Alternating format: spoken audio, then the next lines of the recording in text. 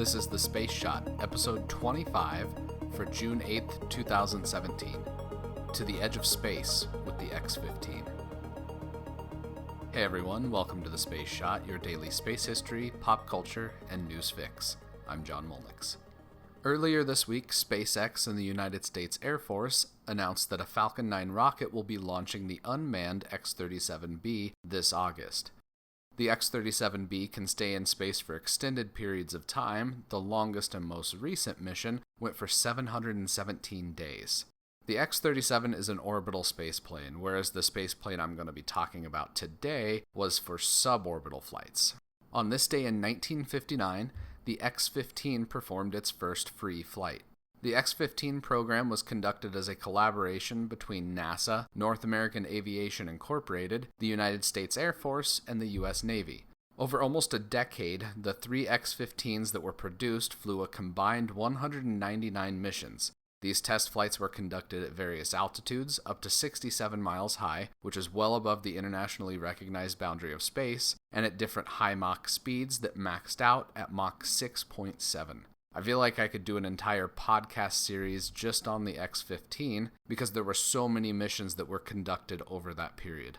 There were 12 X-15 pilots that flew over the course of the program. Neil Armstrong flew 7 of the X-15 flights, and it's funny that none of his flights were considered high enough to qualify it as reaching space, since the highest he flew in an X-15 was just under 40 miles. So back to that first flight that happened today. The first pilot of the X-15 was Albert Scott Crossfield.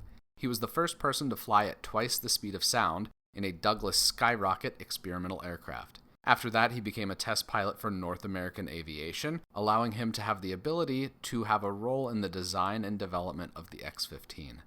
It was on this day in 1959 that Crossfield conducted the first unpowered test flight of the X-15. The initial test flight wasn't flawless, and there were problems with controlling the aircraft. Thankfully, he was able to land without injury to himself or to the aircraft. After the initial unpowered flight, NASA and the Air Force moved to faster and higher missions. The X-15 could be reused quite quickly, which allowed for continuous research into hypersonic flight.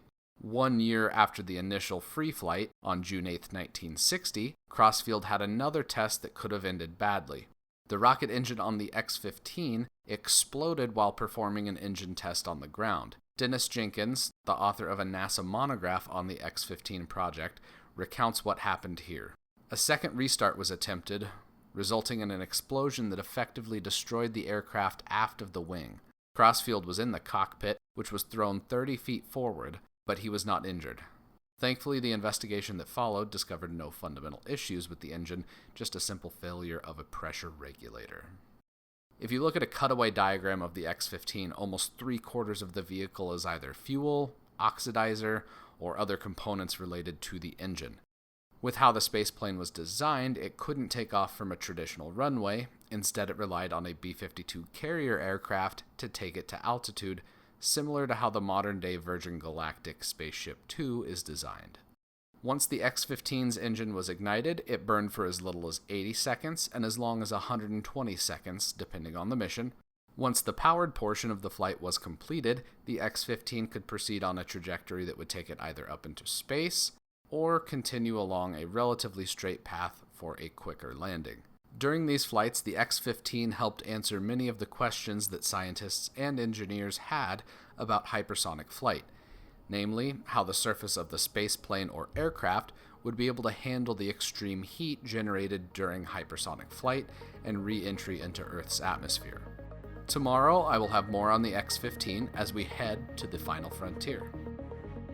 I'm grateful that you've taken the time to listen to the show. It would mean a lot if you could leave a review on iTunes and on Google Play Music. If you know someone that loves space, history, or pop culture, please share The Space Shot on Facebook, Insta, Twitter, anywhere you connect with your friends and family. I'm John Molnix, and I'll catch you on the flip side.